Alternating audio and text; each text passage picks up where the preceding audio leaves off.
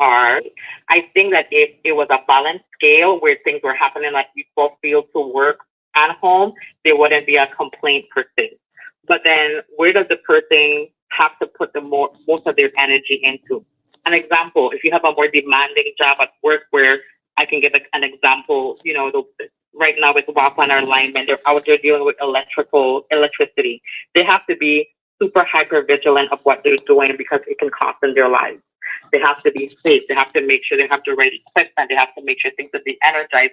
They're working long days to restore power, right? If I'm at home, if I get home before them, even if I have a demanding job, something as simple as preparing a meal for the both of us, even if it's takeout, even if it's, like you said, a sandwich or whatever.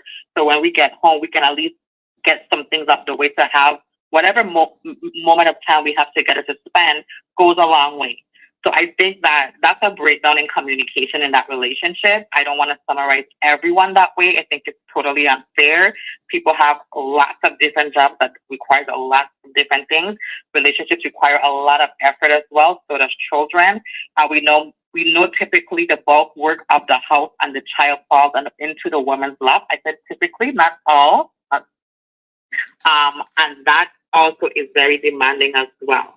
So how supportive is he in making sure that she will be willing to make the sandwich when he asks of her? And so there's a lot of things that need to be discussed in that topic for me that I just don't feel comfortable taking one particular stance on. Okay, fair enough. Fair enough. So if you're just joining us, the topic is she listens to her boss, but she won't listen to her man. Right? That's what we're talking about right now. And Neci, you went in a little bit, and I want to try to touch on as many points as possible from what you made. But here's my thing. Okay, so you said there's a lapse in communication. Is the lapse in communication on one or both parties, do you think? Or is it one more so than the other? Or like, where's the lapse though? Because if I'm with you and I ask you, hey, can you do such and such for me? And that's a problem. But whatever your boss tells you to do, you do with a smile or you grumble, but you're gonna do it. So as a man, wouldn't I think that maybe the problem is that I'm not paying you for it? Like what's the real issue? No, I wouldn't say because for me, I wouldn't say it's because you're not paying them. I mean,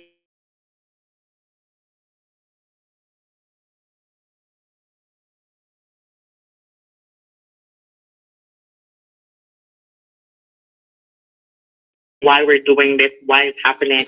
And even if the end goal is what they asked me to do, we've had the discussion in terms of why I feel we shouldn't do this or do that. Sometimes you just do what needs to be done and so forth. But again, that's we have communication. So for me, that I can get clarity from, or just a basic understanding, even if I don't agree, right? So if you're not even having that conversation at home, if I'm coming home from work and I get home and the kids haven't been fed and their homework isn't done and they're running around and the house is a mess and you're taking your 2-3 hour detox from your job because you need to decompress, which is fair that you need to do it, but then I gotta come home and do all these things and then you're like, oh, waking me up at 1 o'clock because you're hungry for a sandwich. I'm exhausted. I don't want to make you a sandwich at 1 o'clock. I want to rest. So that's what I'm saying. There could be a breakdown there. So, but on the flip side, there are people who wouldn't take that instruction from their spouse more than they will take it from their job. Maybe, like you said, that's their bread and butter. Something happens to my relationship, I still have some sort of income to provide for myself and my family. If you so choose to get up and walk away today, because we all know for the most part that can happen at any moment in a relationship. And then what do you do? And what do you have to stand on? Is it right? Is it fair? I wouldn't say so. But most people stay in their job longer than they stay in relationships. So I could see why it may appear that way or it's presented that way. No, okay.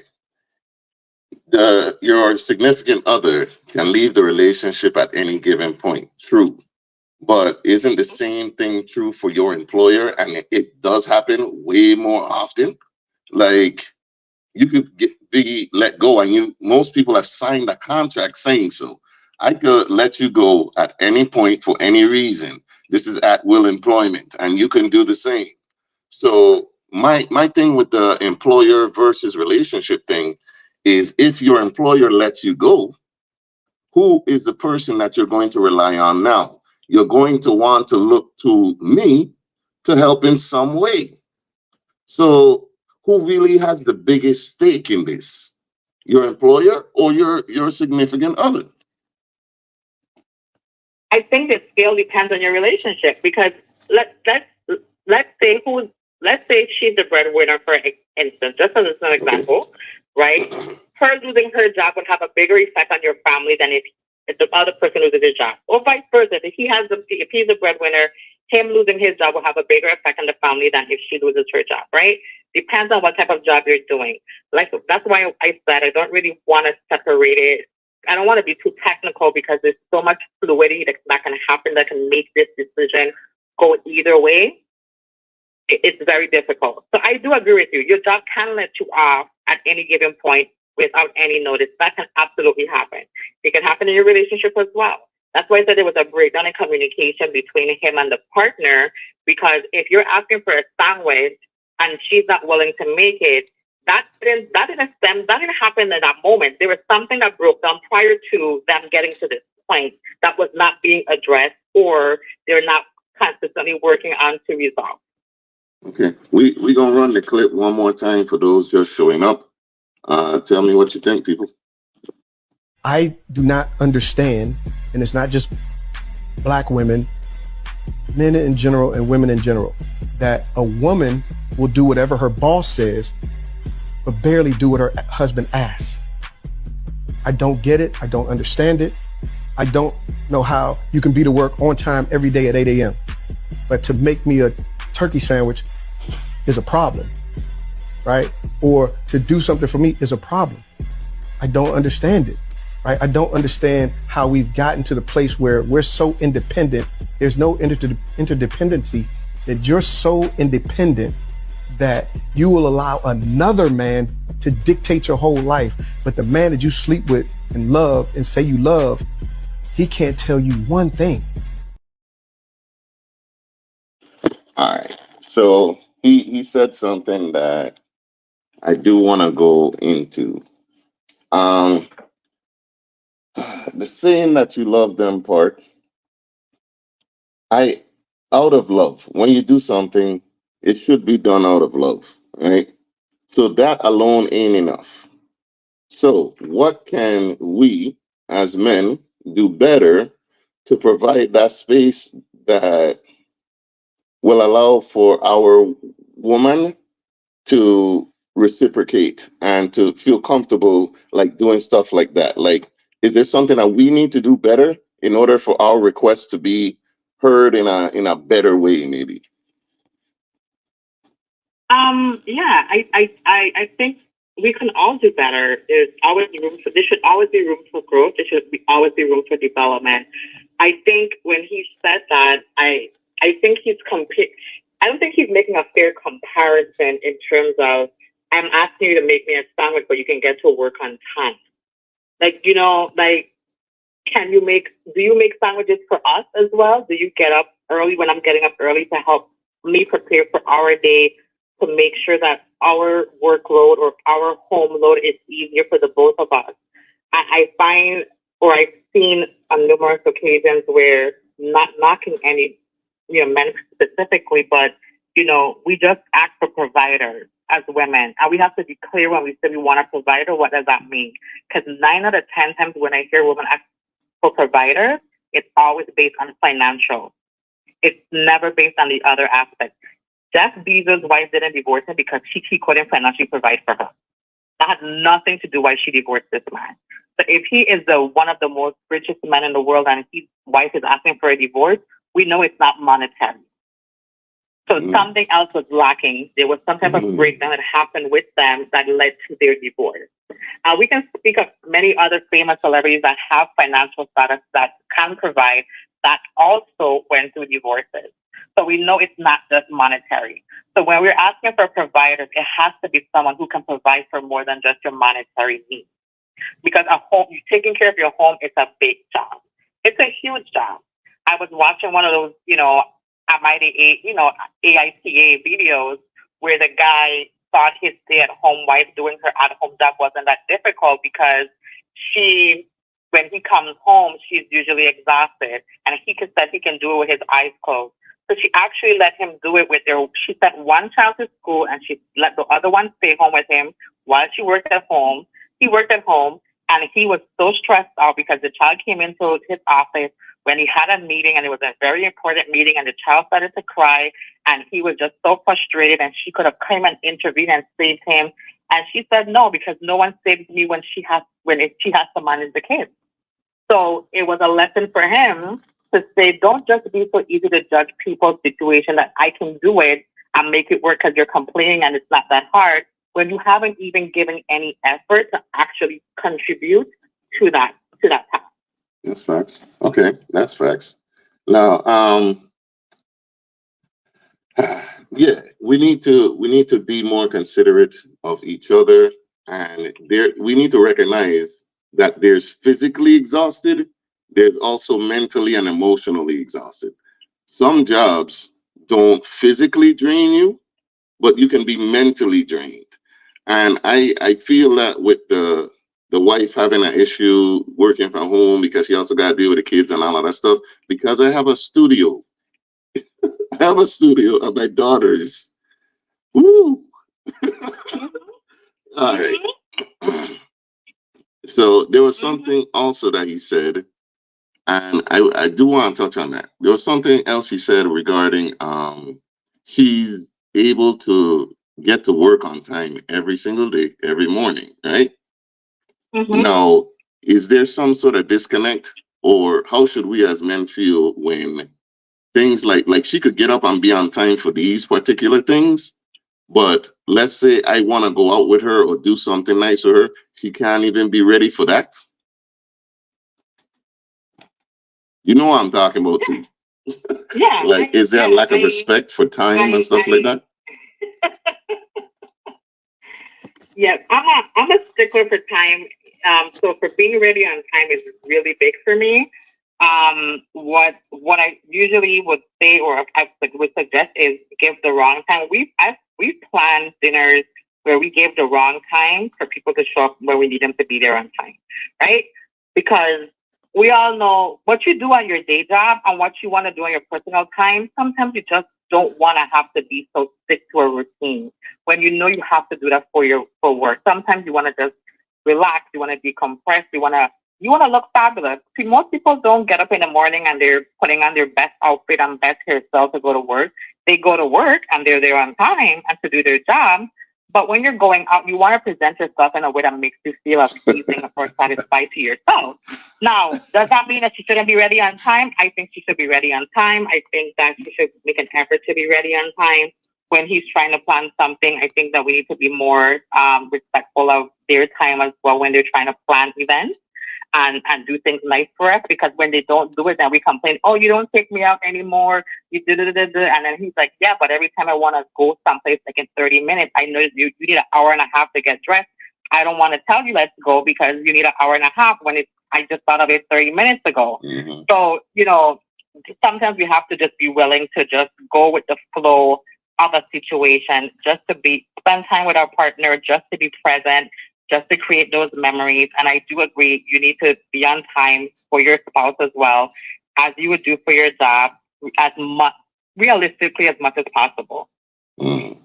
That's what's up. That's what's up. Okay, so we agree that there's a lack of respect for the time, and that could be an issue, especially if you see her doing that. And not to mention, you ask her to be on time, right? Hey, let's go here, and then you get questions.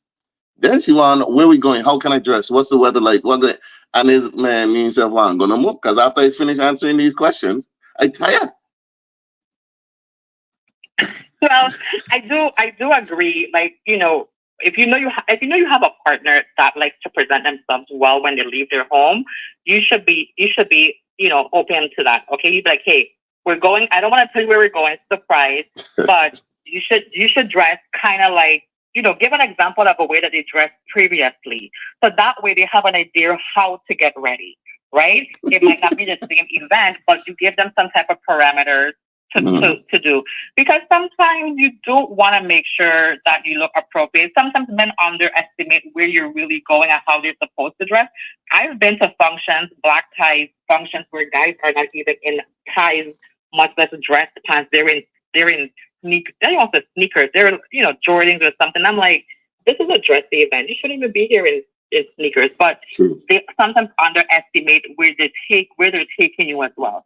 So it's not an invalid question that I think you should dismiss. But if you just find out a few things, hey, we're just gonna just go, it's kind of picnic-ish, or I know I could just wear like a jeans and a simple shirt and a sandals, something simple that gives me an idea how to get ready. That's all you need to do. Okay, fair enough. But you have to know who you're married to as well. She's gonna ask you 500 questions. She's gonna ask you 500 questions. By the time you're done, answer the questions, you late. Let me go to some comments. You married her. That's yours. That's yours. You know what you you married. Okay. You know what you checked out. You know what you bought. You know what you bought. David says, what the Sigma? I'm not sure what that means. David, you're going to have to explain. And Genevieve Whitaker, what going on? Greetings, Jah and Neci. Same difference. Again, congratulations on this next level of your podcast. I appreciate it. Marcus Norman, hello. You. I know what you're talking about. That's dumb. I guess he's referring to the time situation. Selective priorities. We late to the event. Yeah, by the time she don't get ready, we late. Oh, yeah. Oh, he telling you. He said Neci was late to our breakfast event. He's snitching. Marcus said you were late to our breakfast event. What's up with that? No, I wasn't. I was on time. He actually left early because he had no signal, so he came down early and he was just waiting a long time. That has nothing to do with me. You gotta know who you're going out with, my boy. You got to know. I mean, he knew I got answered up on me. You must not know. You must not know who you're dealing with. You running on Neci time anytime you're dealing with Neci. That's what it is. Period. To everybody, we're back up on the live. It's audio only for right now, but again, we're gonna work on it. So check in with us on there. We love to see your comments, love the engagement. Jerica Jarvis, I'm listening on TuneIn. The background music is a little too loud. All right. Let me know if that changed anything. I fixed it a little bit. Talk to me. Marcus Norman said, first time ever. Now I know. Hey, he didn't know, Neci. Does he get a pass? Because how do we know, right? Like what to expect? Like what's a golden rule for when you're taking out somebody? Were you taking them out on a date? Yeah. Like you're going out with somebody, you don't necessarily know what to expect. What do you do there? In terms of asking them out or actually being on the date? Taking them on the date, because like what Marcus was talking about with going out to breakfast. That was the first time I went anywhere. He didn't know what to expect. So what do we do? Shay Burt says, don't expect, just enjoy. Period, Shay. Tell them, Shay. That's my hey, this shit, yo. I don't even know what that means. Yeah, so I think going on dates, I think for any reason you should create a buffer, right? In terms of a time that you're willing to wait until you're no longer going to stay there and wait on a person to arrive. I think that should be realistic. Us Black people, when you say like, hey, you on the road, and like, yeah, leaving now really means that I in the shower. So we in the shower. Yeah, leaving now in the shower. So I think, creating a buffer that you're okay with, and be like, but also convey that like, hey, dinner is at X, Y, and Z time. Based on the restaurant, some restaurants have rules in terms of, dinner and spacing and so forth. You gotta be on time because they have a high traffic of guests that comes in, so they rotate very quickly. So you have to be willing to be adhering to that as well. So you need to convey that to like, hey, dinner's at 7 o'clock. We only have a 15-minute window to be seated. We need to be on time. If not, we're going to have to cancel the reservations. I would give the information up front. I think it's just, fine. If it's somewhere that you have more flexibility and you really want to give them a buffer time, if they got to get home from work and they got to get ready. Sometimes dinner at 7 isn't realistic for some people. They got to go home, they got to get dressed. You have things to take care of. Be back on the road. Sometimes traffic, like just be driving in the States. We know how that goes. Okay. I hate having to drive. I like going, but I hate having to drive in the traffic in the afternoon, getting home. Sometimes you know how that can be. True. Things can happen, accidents on the road, etc. But there should be some type of constant checking in with each other that's happening. But be mindful of hey, the other person's time and your time as well. All right. So, thanks for checking in. If you're listening on TuneIn, don't forget that you can also watch us on the live stream. Go ahead and share the stream and tell people to tune in to Row FM. We'll be back right after these messages. Keep it locked. Don't go nowhere.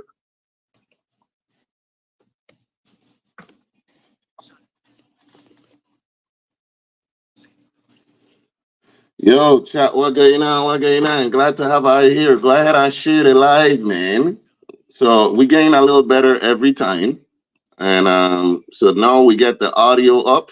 We're going to work on the video. The retrograde don't play no games. D-Shay, the G-Man B. What going on? Marcus says stay toxic, gentlemen. She late. Cancel the whole reservation. Is that toxic? Respect yourself, King. Cancel the whole thing, yes? Yeah, I mean, cancel. Listen, it's your time. This is your time. And I want my time respected, so you got to respect yourself, too. If you don't respect yourself, they're going to never respect you. Exactly. Okay, so cancel the whole thing. Do you think that's toxic though? If I think it's toxic if he cancels the whole thing? Yeah, that's toxic. I don't think it's toxic. I think if he's willing to stay there and wait 30 minutes or 15 minutes, whatever time he's comfortable waiting for dinner to happen, and the person doesn't come and he cancels because they're not there on time, it's his time. He has a right to do that. If they don't like it, that's on them. They have a right to don't like it, but he has a right to cancel. When we come back from the break, it's 5 minutes and then right back to another break, okay? It's 5 minutes and another break? Yeah.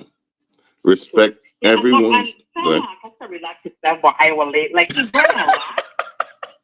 He's doing a lot? He's doing a lot and it's not factual. I don't like that for him. I don't like that for him. Marcus, did she say you're lying, my boy? You're lying.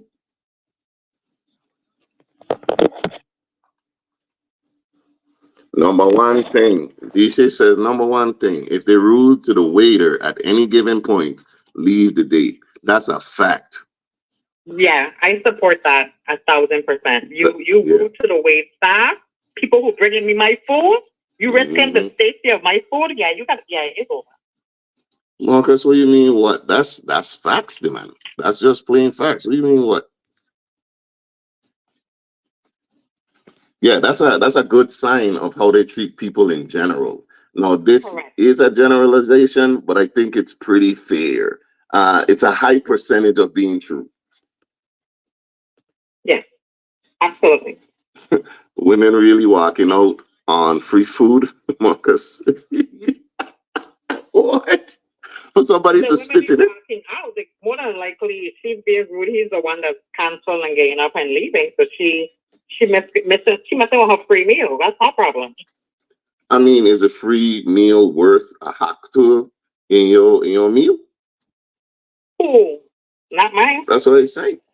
Not great. You know how black people are going for food. Like even McDonald's, they don't care. Give me the fresh fries. Go back and make some fries. Come on. My fries gotta be hot. Sorry. Me ain't like that. Me ain't like I to be acting bougie in fast food restaurants. It's not that you're not bougie. I'd be like, listen, how much more minutes? I know how long it takes to fry them. How much more minutes that takes? 2? Don't put me. I'll wait on the fries. Pull me on the side. I'll pull over. I want a hot fries. I just like the hot fries. I have a preference. I have a right to my preference, and that's what I want. I want my hot fries. Woman with standards walking out. That's facts. Nisi, have you ever left a date with a guy that you know you wasn't going to see again? I would assume you ain't going to see if you left. But we live at St. Croix, so yeah, I see you again.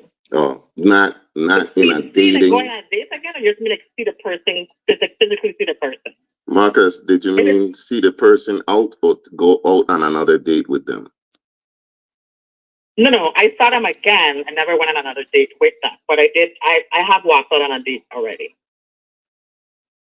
That's the only way to be. I mean, it's the only way to be, dog. Like, come on. I tipped my waiter, and I was out the door. You hear that?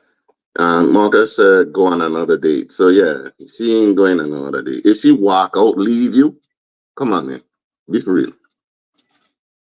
Be for real. That he don't know me. That's what happened. He know me. I hear that, man. Hey, Nisi's a problem. Yes, he know me. It's a real problem. He blocked before I reached the door to leave. He does, yeah. He can't reach me again. Oh man. Let me see what I That's get. a fact. I think we're about to come back after this song. Okay. Why are you thinking about this so far? This new stream. Second episode in. Why I think?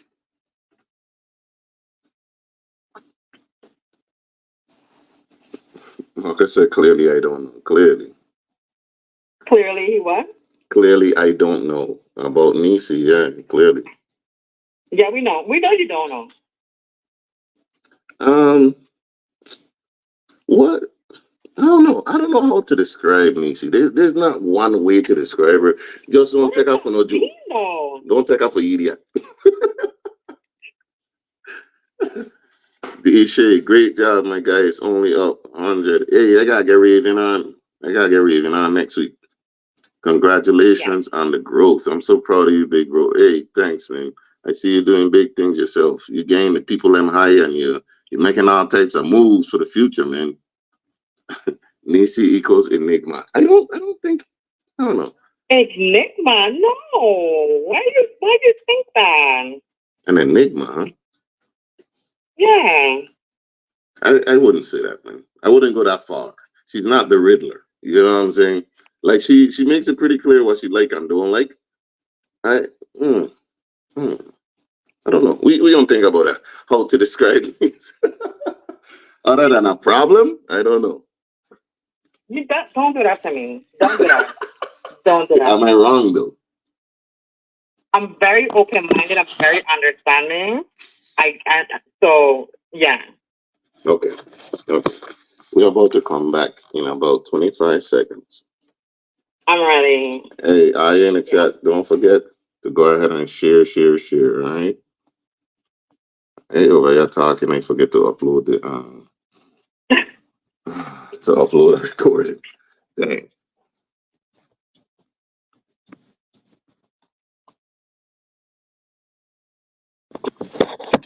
All right, here we go.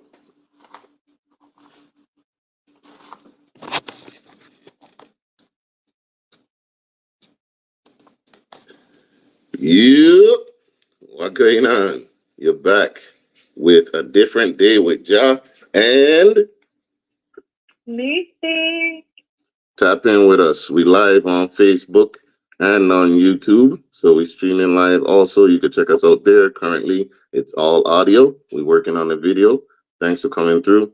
If you're listening right now and you have some issues promoting your business or getting it off the ground, please consider Row FM for promotion, all right? Because we get some great rates. And we're looking to help everybody in the community and outside. But back to what we were talking about. I'm going to play it one more time. Play it one more time for the people who just joining us. I do not understand, and it's not just black women, men in general and women in general, that a woman will do whatever her boss says, but barely do what her husband asks. I don't get it. I don't understand it. I don't know how you can be to work on time every day at 8 a.m. But to make me a turkey sandwich is a problem, right? Or to do something for me is a problem. I don't understand it, right? I don't understand how we've gotten to the place where we're so independent. There's no interdependency, that you're so independent that you will allow another man to dictate your whole life. But the man that you sleep with and love and say you love, he can't tell you one thing. All right. So interdependency, that's a word that we need to learn, right? I have found that there are women that brag about being independent, but what people need to understand in a relationship, you need interdependence. You need to learn how to operate as a couple and still maintain your individuality. That's important. I don't believe, now, Nisi, you could weigh in after, but I don't believe that you can be independent in a relationship, right? Because I think that's how people end up being single while with someone. Like, you want to be single together, and I don't rock with that. What do you think? Yeah, I don't agree to a certain extent about the independency. Because hear me out. So even at work, I work. You work independently. You have a job to do. At times, you have projects to do where you have to learn to work with other people. There's meetings that you have to participate in, so forth. So that's an interdependency that you're creating. It requires the same function at home. As a couple, I have to know who I am as an individual, and so does my partner. And we have to take that and put it together to make an interdependency for our relationship. That's the new thing that we're creating, is an interdependency. Where are you strong at? What am I strong at? What are my weaknesses and what are yours? I'm putting that together to make it work for us, which is why relationships are just unique, because it's how you decide to balance it for the both of you. So if I don't know who I am, which you find it mostly in women, as the kids are old, they put so much into their relationship and their marriage. When the kids are older, they don't know who they are. They don't have any hobbies. They have no chores outside. They don't really have any friends that they really do anything with.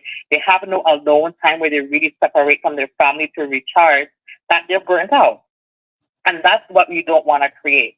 You should be able to have things that you do to recharge yourself on a constant basis in order to continually to fuel your interdependency in your relationship. Or you're going to burn out. Both of you, either person is going to create issues where you feel like you're overwhelmed because you're the one bearing the most of it, but you're the only one that's not being able to recharge. And I think that you're being unfair to yourself if you're taking away another person's opportunity, or if you're allowing someone to take away your opportunity to recharge yourself. You have to recharge yourself. Okay. It's part of you as a human being, a part of your growth, a part of your life. You got to recharge. DJ said he's looking for a slave. A slave? Because I asked you to make a sandwich, but I'm hearing that for the third or fourth time that he wants to say, like, listen, he want a maid. He want a wife. He wants to just do what he wants.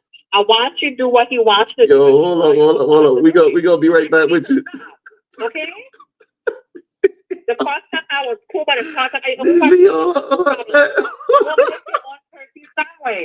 you want something more elaborate, Tommy?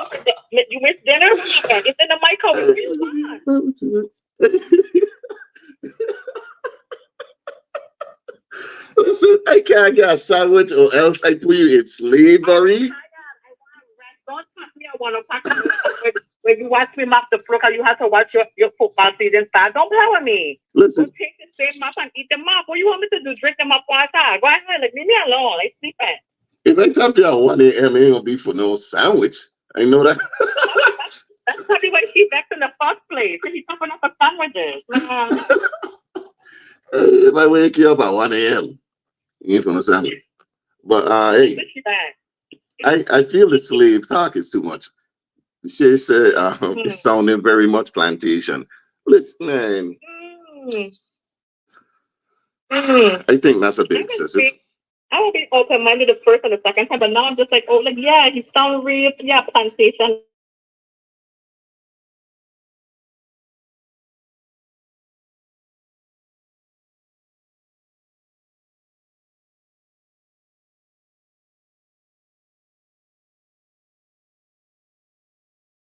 Let me go help you. But you ain't even trying. A sandwich? Man, if you had to something complicated like some cat water or something, like I gotta take this. So what? Conch water or something. Conch Like, water at 1 a.m. like, You more likely to do that then? That's what you're telling me?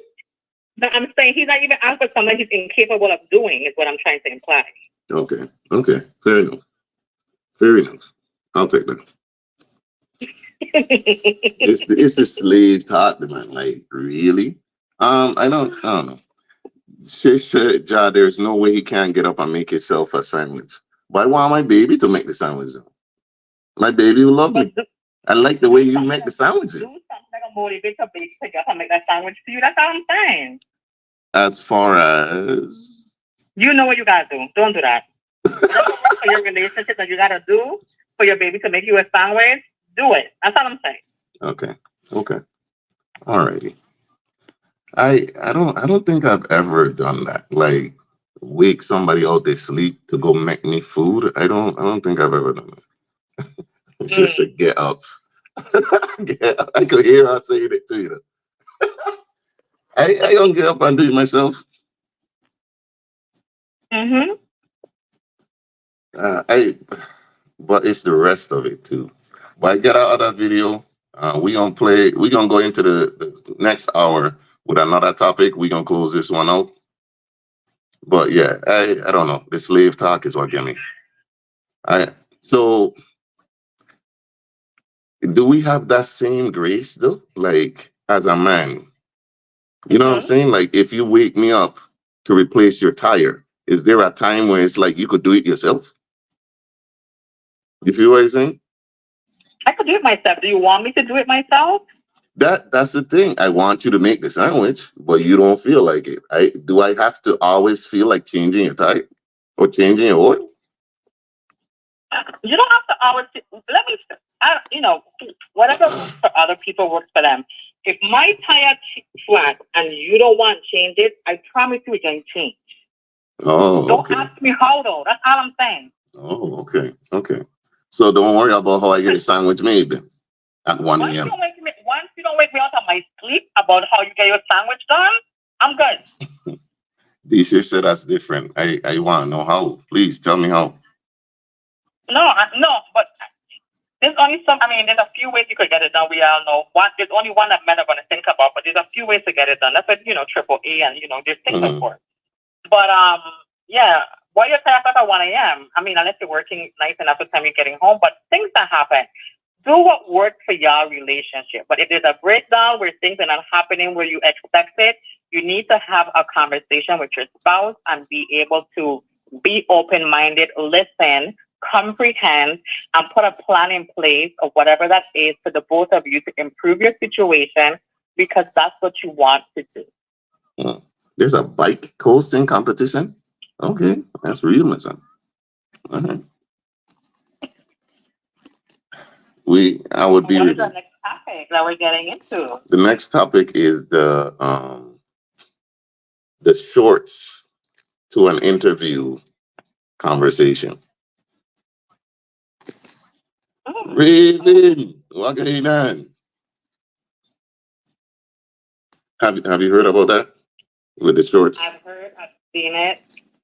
Yeah. Mm-hmm. Okay. So yeah, that's what we're gonna go into in the next hour. Hey, thank everybody for coming through. Appreciate it.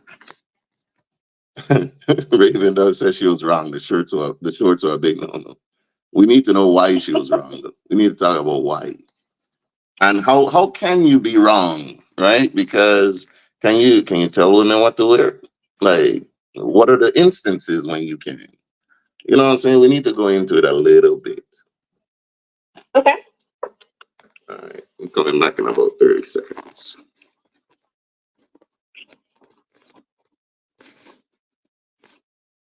Oh, we're up? Nah, we're about to come back on. I didn't even know we were off. That's a shame. I'm on. Yeah, yeah, I had to cut you off. You were going That's fine. to cut you off. I go to No, I don't commercial. mind if you, I don't mind if you have to cut me off. I didn't know we were off. Here we go.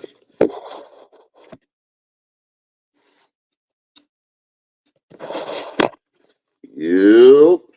Thanks for joining us back on a different day with Jah and Neci. I think we would be remiss to not mention that our community is going through it right now. The U.S. Virgin Islands is going through it right now. And if there was ever a time where Always One needed to show up and show out, it would be now. So we're not going to tell you what to do, but we would love it if you have power and water right now, please consider extending your home or just some water, some food, whatever, to a member of your community. Help out a friend in need because it's clear that only we gonna be able to do it for ourselves, right? So we need to bring back the village mentality. Individualism is killing us, like literally killing us. If you have water and power, there are members of your community that have been without power now for 4 going on 5 days and do not know when they will have power again. And some people might feel like, oh, you just complaining. People are hurting right now. You don't know what situation your neighbor is going through. You don't know what they're dealing with. We're at a time where inflation is sky high. Everything costs more already. So imagine adding that on top of things. And if you got children, if you've ever had a child sleep in the heat and sweating and crying, and if you've ever experienced that, then you shouldn't be talking about, hey, don't complain, right? If you have the power, if it is within your scope to help someone out, I beseech you to do so. What you guys say on that, Neci? Yeah, I agree. I think, we all know how these things happen and what's going on, and extend your grace to those who need it if you can, whatever you're comfortable with providing aid to. Um, do that. We definitely no one fills a basket, so let's be our sisters and brothers keeper as much as possible, while our dedicated linemen and women are out there doing what they need to do best and safely for them to get home to their families as well. Because at the end of the day, that matters just as much as restoring the power, is that they all get to go back home to their families the way that they left their homes.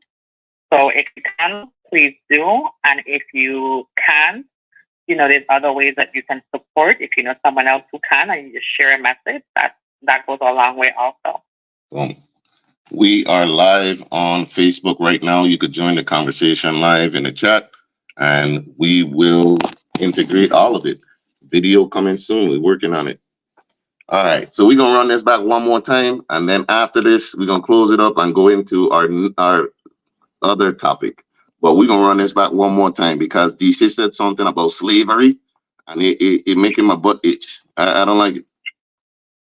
I do not understand, and it's not just black women, men in general and women in general, that a woman will do whatever her boss says, but barely do what her husband asks. I don't get it. I don't understand it. I don't know how you can be to work on time every day at 8 a.m. But to make me a turkey sandwich is a problem, right? Or to do something for me is a problem. I don't understand it, right? I don't understand how we've gotten to the place where we're so independent. There's no interdependency, that you're so independent that you will allow another man to dictate your whole life. But the man that you sleep with and love and say you love, he can't tell you one thing. Hey, I will say this. Them jobs don't love you. You need to recognize that. Them jobs don't love you. If your tire flat, they might still try to get you to come in. There are jobs out there right now. If you dead, they want proof. Like they don't want you call out unless they have proof of you being in a casket. You hear me? So that's first and foremost. I want to say that there. But my question is to the listening audience and to you, Nisi, is that slavery? You've been saying that's reminiscent to the plantation and it's slavery. Please explain that. I think it's how he said the message. You can there's a sense of frustration in the way that he said it, where you can tell he's been continually experiencing that behavior, and that could just go to the type of women he's been selecting as his partner. It'll have nothing to do with the rest of us, you know. But it does sound very, ownership-ish, where yeah, whatever you have going on, I expect you to do whatever I ask of you to do. And we know that there's people who generally believe in that, who expect you to do what they said that they want you to do whenever they ask you to do it, because they're your partner. And I've seen it firsthand, so I know it's not an unrealistic thing that Jay's trying to reference. But you have to be willing to know the difference between the two and know if it's just a communication breakdown or is this person just a genuine narcissist or whatever that wants you to do whatever, no matter the consequence of it, because I'm your spouse or I'm your wife or I'm your husband. So we need to choose better. Is that what you're saying? He sounds like he needs to choose better. Definitely. You see the double standard and the hypocrisy. Well, when we say it is a problem. Okay. No, women. No. Men need to choose better. Women to choose better. But this is his video that he said. So he needs to choose better. Disha says, I feel like he talking from a point in his relationship where she mentally checked out and he couldn't tell her anything. Well, let me ask this. How do we relate to our women better? We need some coaching. We need some help. How can we relate to our women better so they don't get to the mentally checked out place? I get it. We need to help out more around the house for sure. And that's one of the reasons why I don't subscribe to gender roles. Sweeping and mopping is not a woman's job. It is a life skill. You should know how to do it. Washing the dishes is a life skill. Cooking is a life skill. If you go out with your buddies into the wilderness, you ain't bringing home pots from your trip. You're going to wash them in the river or do what you got to do, right? Because that's a life skill. And you're going to cook out there in the bush. It's a life skill. So we need to assist and create a household of togetherness. And then maybe that interdependence that he's asking about, we could actually get to that point. What do you think? Yeah, I'm for not defining them like this. For me, it's life skill roles. That's my thing. If you live by yourself, if you're single at the moment, who's doing it for you? Whether you're doing it yourself or you're paying someone to do it for you, it's getting done on your behalf. You're the one that's in control of doing it. So getting a partner doesn't officially just alienate the whole process that it no longer exists and it's only their problem. If you discuss that with your partner and that's the kind of partner you want, and the other partner is on board and agrees that that's the role that they want to take in that relationship, absolutely do that. It works for you guys. Love it. Live the best life of the best version of it. I'm for it. But if that's not what you both are doing and you see that it's not working, there's clearly an issue with how this setup is being done.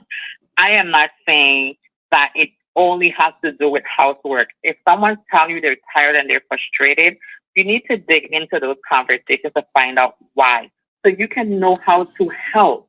It could be as simple as making the children's lunches and packing their lunch kits in the morning, or getting them picked up in the afternoon some certain days of the week so that she doesn't have to run around and get that done. We know men's jobs are super important, but our jobs are important also. And it takes the two of us to make it work. Bicycle have two pedals to spin around, right? You could do it on your one foot, but it's harder. But if you have the two, then it goes better. So it's just a matter of your car. It's the same way you have a brakes and you have gas. You need the two pedals to make the car work better. If you only have one, you know what happens when that happens, right? So let's just really think in terms of what's the issue that's hindering either party, and if you can, finding avenues to help and support them in those areas. So me, you, Disha, and yes, I did an episode talking about supporting your partner, right? We need to get better at helping each other out. I believe that it's Mm-hmm. important to do mental health check-ins with your partner, and maybe not just your partner, but your children also. Just ask, how are you doing? Because we as humans, we could be selfish, we could get wrapped up in ourselves and what we got going on and life and work and all this stuff. Take a Mm-hmm. chance, take some time to do a mental health check-in every so often with your significant other and your loved ones. That could be just what they wanted, because Mm-hmm. somebody could resent you because you never ask them, how are you doing? It's never about Yeah. them. So try that. If you get somebody, there's the strong ones, right? There's the ones that never ask for help. That doesn't mean that they don't need help or want it. So I implore you, reach out to the strong one today. The strong one in your life that you always going to, family always going to, people always depending on. Ask them how they're doing. All right. So I think that's enough of that. We could wrap that. All right. Please. Enough of this slave. All right, we got another one for you. I don't know if you've heard about it, but there's a conversation going on online around this young lady who went to a job interview, right? And she wore a pair of shorts. The shorts were short and like a t-shirt and then a white uh long sleeve over it unbuttoned. So there's a debate, and there's two sides to this debate. So after I play this clip, I want to see which side you guys are on. So I just got dress coded during an interview. And then they decided to reschedule the interview with me for tomorrow. But before they rescheduled, the lady was like, would you like to come back? Like go change and then come back? And I was like, no. These are the shorts. Let me turn to the side, y'all. These are the shorts.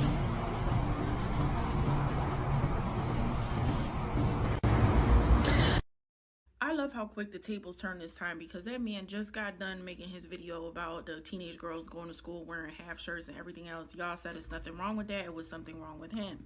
Now, fast forward, we got this girl who thought that 2-inch shorts and a t-shirt was appropriate for a job interview. It's funny to me that y'all don't see the correlation between a generation of young girls who have always been told that they don't have to cover up, and how that leads to a generation of young women in the workplace who still feel like they don't have to cover up. All right, the audio is kind of low, a little muffled on that one, but I hope you understood. But basically, she wore what she wore to the job interview. She got a second chance, which, quite frankly, I didn't know that was a thing. So the interviewer gave her an opportunity to really rethink what she did here and offered to have her rescheduled. And then she decided to make a TikTok, right? Which that's an issue in itself, in my mind. Because if you go viral, guess who might see that TikTok? Potential employer. Exactly. Exactly. And what I don't think she's understanding, right, is first you got to kind of think like an employer. If I have an issue with how you're dressed, you haven't even started working yet. Chances are you're going to be an issue going down the line. You're going to get dress coded several more times before this work relationship ends. Mm. So there's a level of enabling that I think inspired this, because yes, we have situations where, so it's a thin line, right? We have situations where curvy women, they wear certain things that less curvy women might wear to work, and it's a problem for the more curvy women, and they might get dress coded, but the less curvy one won't. So it's a double-edged sword, because here we are with these short shorts at a job interview. So what do we have an issue with what she wore, first of all? 1,000% yes. Why is that? It was tacky. Okay, you're speaking from your big job hat right now. This your big Yeah, job. you can't even go to McDonald's in a sharp to interview. Should we cannot. care? Like if it's I've McDonald's, I have seen you cannot go to their offices to interview in short pants. I feel like if it's McDonald's, they shouldn't care for you. For the most part, you cannot. They will send you up. So while she didn't say where she actually went to interview, she is very grateful. Whoever interviewed her was gracious enough to allow her to reschedule, because most people would just scratch her off their list. Exactly. And I don't think what some of these young individuals don't realize is that these companies network, and they can just literally hinder your career, because they'd be like, she came to the interview, she was in a short pants. We sent her, we gave her an opportunity to change and come back. She never came back. She didn't reschedule. Instead, she made a TikTok trying to make it look like we were, whatever. Mm. And they network, and then her name gets floated around in this community, and then she's not getting called back for interviews, and then she has another problem on her hands. Mm. But she doesn't tie it back to her initial post that she made on TikTok about no one would have known if you didn't make the TikTok. Exactly. So you have to be self-aware that going into certain jobs and going into certain spaces, and even when you're trying to be your own boss and level up and be an entrepreneur or working for corporations or so on and so forth, there's a requirement and a standard that's put on you as you elevate yourself in the world while you're doing professional business that you need to be self-aware of. She could have her top situation was fine. If she just had a long dress pants on, she would have been perfectly fine. But the short pants to an interview? Mm-hmm. No. And she got away with a lot, quite frankly, because there are a lot of interviewers that would have listened to everything she had to say, ask her the questions like they would any other applicant, and just listen and never call her again. She would have never heard from that company again. So the fact that they gave her another opportunity, I'm like, man, she must have had a great resume for them to say, maybe this was just a bad choice. You know what I'm saying? Maybe it was laundry day. Come back and check me again. So and then she stood her ground though. Well, I mean, it's cool to stand your ground, and if you don't stand for something like this, if you don't stand for something, you'll fall for anything. But the thing about that, when you stand for what you believe in, there are consequences. So please, if you decide to make that type of choice, right? Either you're going to abide by the employer's rules, or you're going to go on your own, or you're going to accept that you won't receive any more callbacks. But no, instead, she went and made a TikTok about it that is now viral. So unless this viral moment is going to turn into a money-making opportunity, I don't see how this helped. You get what I'm saying? Like, it don't be making a sense. DJ says social media had a large group of people screaming, "Accept me how I am. At least I showed up" type vibe. First of all, this ain't church. It ain't no come as you are thing to a job interview, for real. Unless there's some circumstances where, in my opinion, things rough right now. I'm trying to get a job so I could pay for good clothes and stuff like that there. I would be understanding of that. But no, you went in your closet and you pick that out, and you get that hint like, hey, rethink this, come back. So it ain't no accept me how I am, right? And at least I showed up. You got a call back from a job. You trying to work there. And quite frankly, right now, this is a job market where the employers are winning. That time where it was about the employees winning, that time done. Mm-hmm. So me, listen. But it's the entitlement for me. Extreme entitlement. And I don't think that, we turn to social media, of course, for the attention and the drawback. And like you said, even if she makes money after this moment, it's going to die down at some point. Mm-hmm. You're going to have to do something else to keep the money boat floating. What is that next thing you're going to do? Right? So she has to also look on a bigger scale. Like, if this might be something simple today, because maybe the job wasn't some big job, but it could be a bigger job tomorrow. When you're talented and so forth, or whatever that may be, how you present yourself to the public matters. Whether you think that it shouldn't matter, the concept is it does matter, right? And like you said, she's in a short pants. They could have interviewed her and just never called her back. This person was gracious enough to be like, hey, I don't think you dress appropriately, because maybe she's meeting with people she doesn't even know, higher up, VPs or whoever. You need to I would like you to reschedule because you're not dressed appropriately. There is Goodwill and different places where you could go and get. There's Shane. Shane has pants for $5. You can't tell me you can't order pants. So wait to an interview. Just to look appropriate. Hey, Yeah, and you and them, they have them packets going for their underpriced items, okay? That you can find something to look appropriate in for next to nothing. we ain't getting enough free promo, but yeah, there are other sites. Correct. Correct. So it's like I don't even feel like there's a valid excuse why she wasn't dressed appropriately.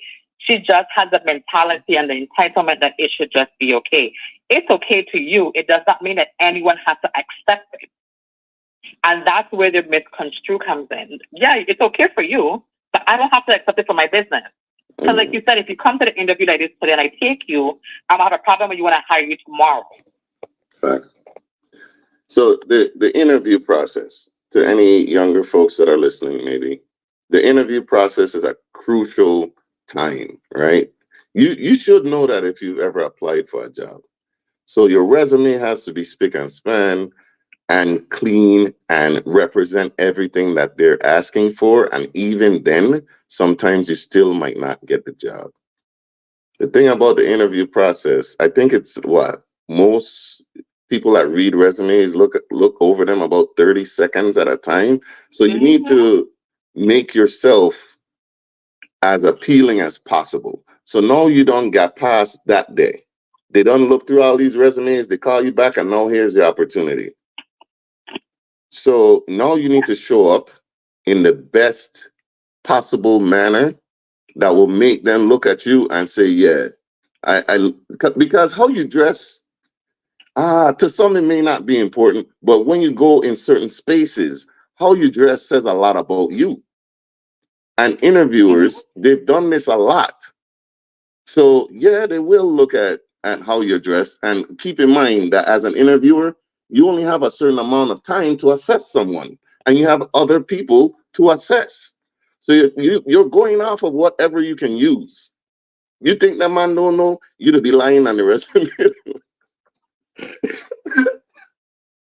You think employers don't know? We'd be lying sometimes.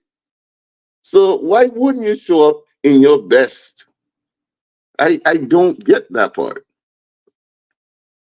Have you interviewed people for a job before? I interview people. I've interviewed people previously. I do still conduct interviews when I'm required to, and I mean, it's one of those things that I do look at. I look at how. I mean, I don't expect you to be in, shirt and tie and skirt to your knee and stockings and closed-toe shoes. That's not what I'm looking for. I'm looking at you came presentable to represent yourself. At the end of the day, you're out to represent your best self, right? And not only do I look at how you're dressed, I'm looking at your resume. One of the things they teach us to look at when you're looking over resumes is, first you look at the person's name, you look at education, you look at the top two last job, and you look at their email addresses. If I see your email address tacky on your resume, I'd just start to get instant headache. It's not that you're not qualified, but that's what they look at. So I think that every person should have an email that you use for fun and a professional email if you want to have two separate ones. Because that's what you should be putting on your resume. I've had a resume say, what was the email address? It was like Dandara20. I was like, Dandara. Yeah, go ahead and delete Tasty Cakes 2024 from your email. Yeah, like you should have a professional email address. Whatever that may be, to put on your resume when you're applying for jobs. Now, should it be things that used to hold to hinder you or hold against you.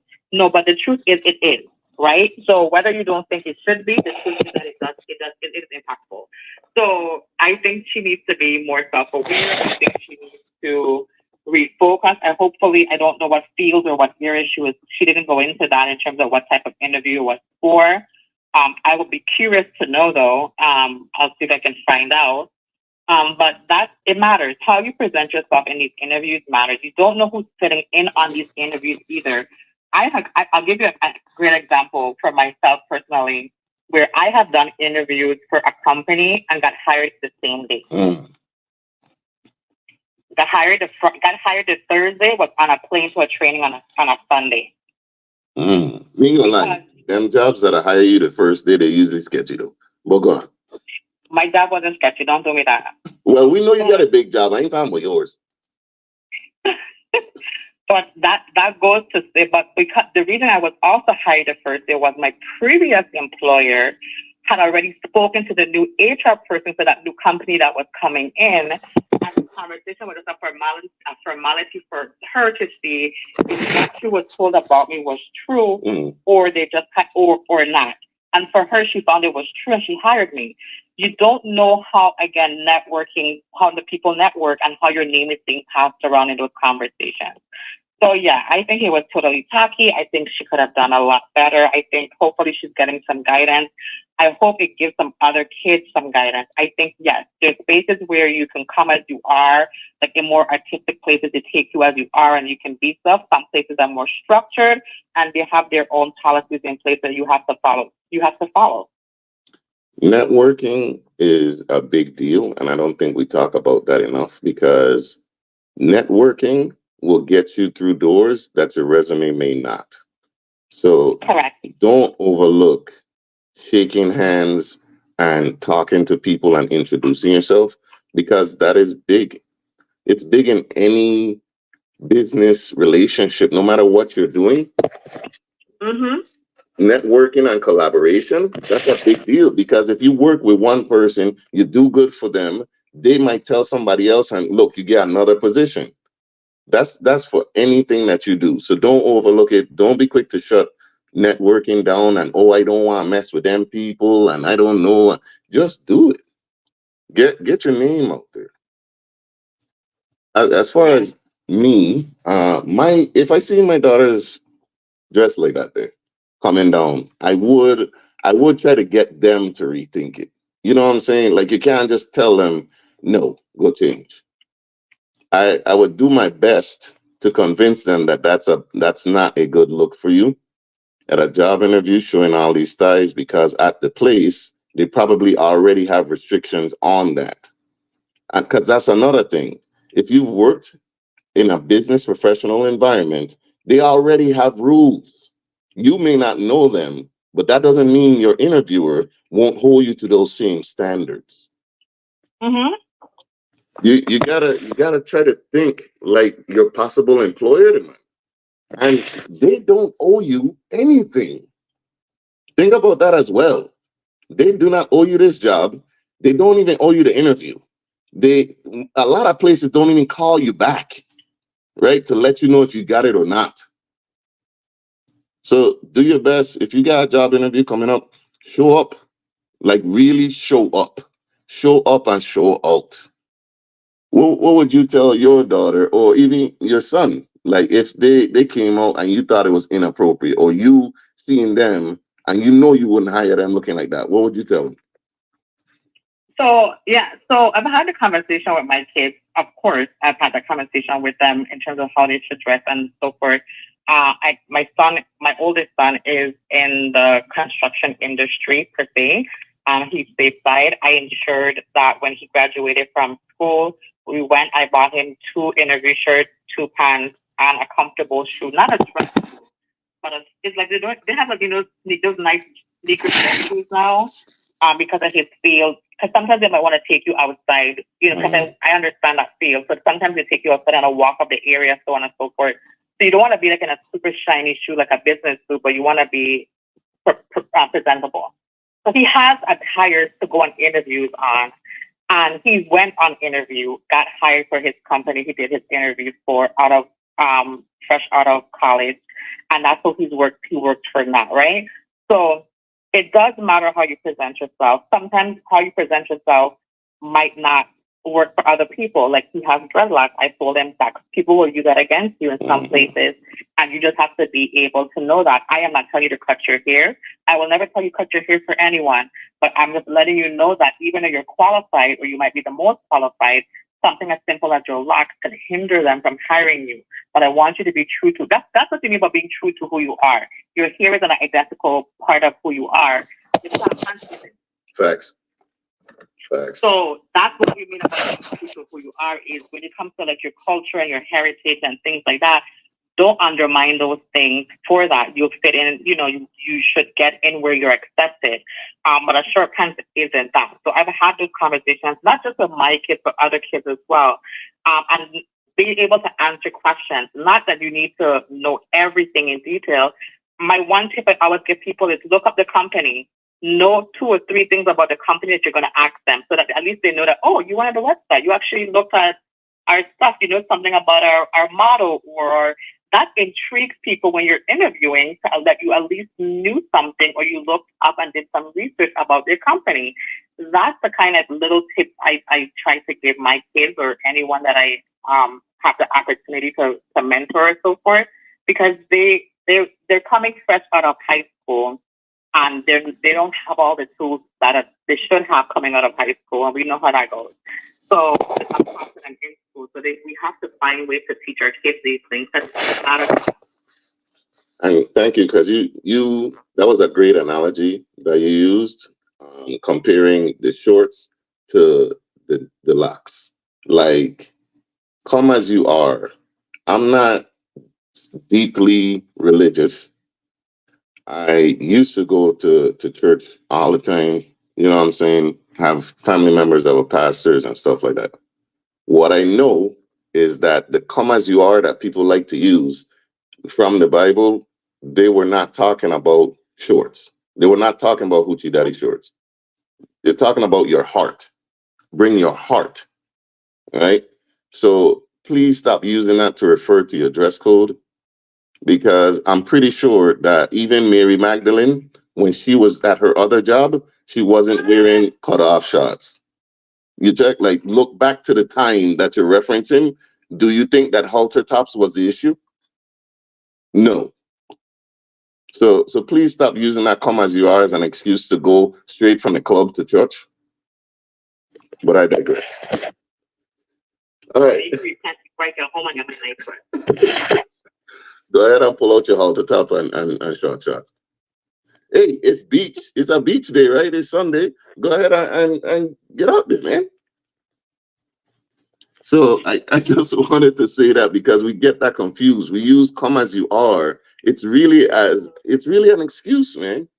And with your son and the locks thing was such a great analogy, because that is principles. That's what we're talking about. Like, when you stand for something, it needs to have some principles behind it, not just this is what I want to do. It have to mean something. And it seemed like time and place doesn't matter anymore. You know what I mean? Like, the occasion doesn't matter. Why are you dressing up? We're not saying to dress like this every day in case they see you out. Just this one time, and maybe for 15 to 30 minutes, bring your best, bring your A game. So it's kind of strange to me that we even have to have this conversation. And then the part where Disha were talking about, I feel like, no, not that one. Social media had a large group of people screaming, accept me how I am. At least I showed up type vibe. Who are you doing a favor to? You're not doing the employer a favor by just showing up. They have how many candidates? If you don't show up, that's less time. That's break. It's like, oh, I had somebody scheduled. No, I could go get a cup of coffee or go use the bathroom. So who are you really doing that favor for? At least you showed up. Again, really show up if you're going to be there now. If you're going to go to the club and you got to put on your best, why you not put on your best to go get this job? if you're serious about it. And another thing I did want to go into, like you said, your son, he works in construction, right? I do find it strange that, like, if I work in construction, you still want me to come to the interview dressed otherwise. Wouldn't it make more sense for me to show up how I would come? Let it be clean, let it be new, you know what I'm saying? Not dingy, dirty, and torn. But I feel like the way you dress, it should matter on the job. What do you think? Yeah, so no, it does matter. So when I say like he comes dressed, I mean, it's not like a long sleeve button down dress shirt, whatever. He has like, he has some really nice like polo shirts, and there's these cotton dress pants that I got him, that it's not, those light linen pants or whatever that people normally wear. So he looked appropriate. He's dressed. He looked professional. Mhm. But again, sometimes if you say like, "Hey, let's take a walk at the side," and they take you outside, he doesn't need to. Oh well, my shoes can't go outside or they can't get mud. So because you have to be catered to what you're doing, right? But if I wouldn't dress him that way, if he's going to some business accounting office to interview, that's not how I would send him to that interview, because I have to look at what that company's moral standings are. What are their historical dress codes are? What are they? What do they represent? Most companies have something that they use to represent them, and if that's a dress code, so be it. I had a job that I had to wear business suits to every day. Dressing in a polo shirt or a jeans was forbidden. We had to, I won't say we begged, but we was like, can we have a dress down Friday? Mhm. And at some point, we officially got the dress down Friday, but that came with rules what dress down meant. We could not wear slippers and flip flops to the office. That was not acceptable, Okay. because they had a vision for what their company stands for and the clients that they represent, and they wanted to maintain that across all sites. And that is something that I can, if I have clear rules, absolutely sure, yeah, I know what it means. I knew beforehand what going into it, what that meant, that if I get this job, I have to buy some suits and be dressed appropriately. And so I did. So you have to also look into the company to see what do they look at historically, culturally, what are they standing on? So you know what you're going into when you're doing these interviews, and how you're dressing to reflect what you want to convey to these people. If that's what you want to, to feel that you want to work in or be a part of an organization. Me ain't gonna lie, man. I hate that it seems like you have to do more research about the company that you're trying to work for than they would do on you. Because these would be the same companies where now they're making you submit your resume and fill in the blanks and stuff, and you still might get to the interview and they don't know how to say your name for real. You know what I'm saying? Or they still ask you the same questions from the stuff that you sent in to them.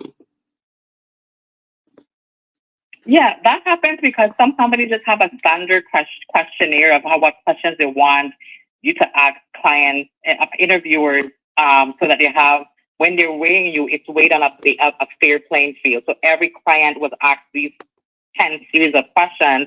So when we're trying to dwindle into the candidate we want, it's a fair playing field in terms of what was asked. Sometimes you find that, I feel like that's actually more, that is a better way to go, because when you just allow the interviewer to just ask whatever question they want, it goes by what you feel the better candidate is, right? Mm-hmm. Which could work out in your favor as well, absolutely. But then you're not asking the same questions to each person, because you're kind of just diverging however the conversation goes into the questions. And then you have to then recall what you asked who and what was said to determine who is the better candidate. So it's just about the structure that you want to convey when you're doing these interviews, or the company wants to convey when you're doing the interviews that matter. But I want to say that most of those companies do look into you. If they're interviewing you, they check a few things on you. And a lot of these companies now do check your social media. So just so you guys know, kids, as you're graduating and you're going to college and getting into these fields, yeah, some of these companies do check your background information. They check your page, or even maybe your spouse that you're working for the federal government or the FBI or whoever. They're doing background checks on everybody. They're checking your Facebook, where you live, where you work, what you're doing, who you hang with. They check a lot of things. So you have to think about not everyone thinks about future ways what might happen, but those things can play a part in your life as well, and you just don't know what direction your life is going to take a turn to. True. And not only they're checking those things, they're checking your credit, but that's why it's so dangerous to upload certain things to social media, man. Interviewers now are they're asking for your profiles.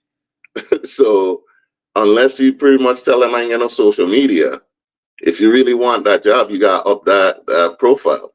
So sometimes it's important to go ahead and go back through your social media profiles and scrub some stuff off of there. And be careful with what you post. Not everything needs to be uploaded and posted. And I know what you're saying. Look at who talking. The podcaster, Right. the content creator that says everything is content. Don't do what I do. Do what I say. I get paid for it for you. Facebook pay me. Don't ask me nothing.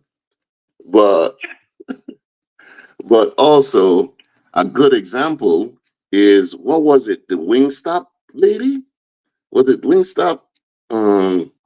Where she had hired her son and a couple of his friends Mm-hmm. to the Wingstop. I'm pretty sure it was Wingstop. And then she posted it. It went viral and everybody got fired. No, Exactly.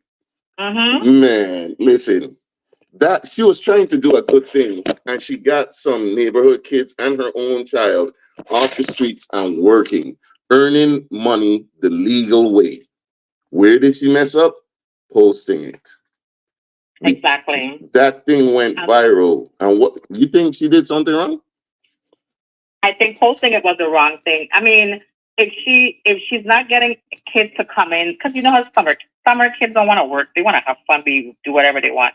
If she's not having people coming to apply, is one thing. But if she's overlooking other candidates to give them a job, that could be looked at. That could be one of her issues. She posted it, which is another issue, and so whether the kids were hired the right way or not, right?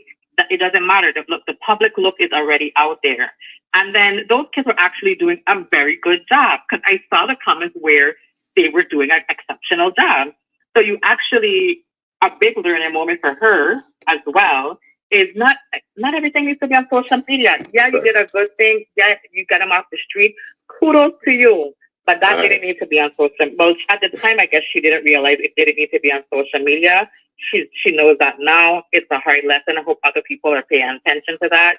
You can be doing a good thing. Check us next week. Well.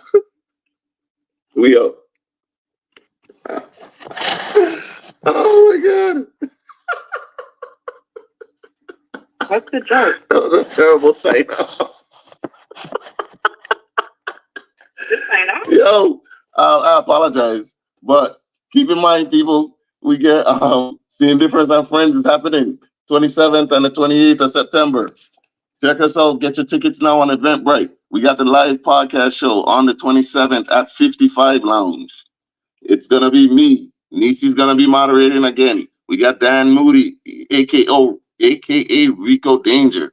We got the lovely, everybody's favorite mainlander, Raven Scott. We got DJ SI. We got Marcus from Gentleman Style Podcast. All of us going to be live, 55 Lounge. And then the next day, St. Croix Welcome Center, we have our intergenerational forum. So we have Genevieve Whitaker. We have senatorial candidate Diane Prosper. We got Positive Nelson. Who else we get? It's going to be a star-studded crew. We also get Elena, teacher and longtime mentor of mine. Gary Norman is out there. Saida Carter going to be there. We have vendors. So we get food. We get good drinks. We going to have a Mokojumbi. We're going to have all types of entertainment. Go ahead and get your tickets now on Eventbrite. Same Difference and Friends too. Like I said before, consider Row for your promotion needs. Let Row take over your advertising so you could just set it and forget it. We got great prices and rates. Stay tuned in to Row FM. We'll be back next Sunday, 4 to 6. This is Jah and Neci. And we out.